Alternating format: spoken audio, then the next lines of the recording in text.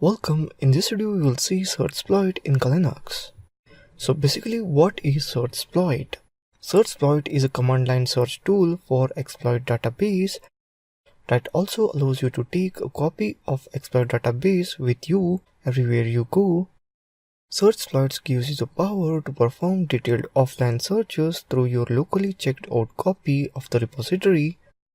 This capability is particularly useful for security assessments on segregated or air-gapped networks without internet access. Many exploits contain links to binary files that are not included in standard repository but can be found in our exploit database binary repository instead.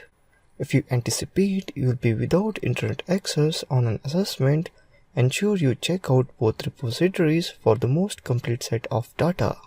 So let's do some practical on SearchSploit in Linux.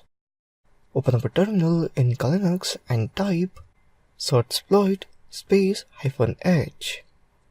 By using -h, you can see all the features and options which are available to you. That is help option. Here you can see the notes. You can use any number of search terms. Search terms are not case sensitive. Use -t to exclude files path to filter search results, and so on.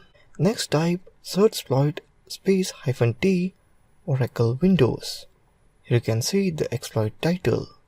By default, SearchSploit will check both the title of exploit as well as the path depending on the search criteria. This may bring up false positives. Searches can be restricted to titles by using the -t option.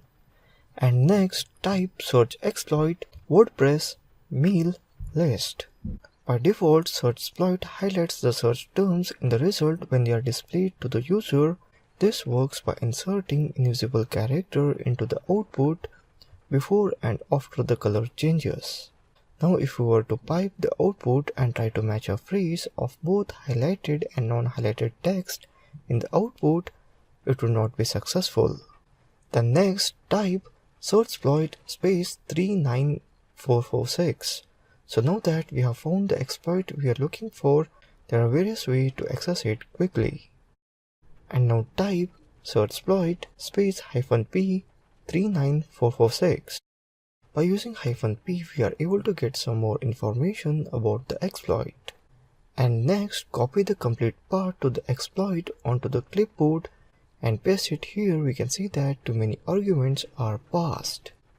So that's it in this video on SearchSploit in Linux. Thank you for watching this video.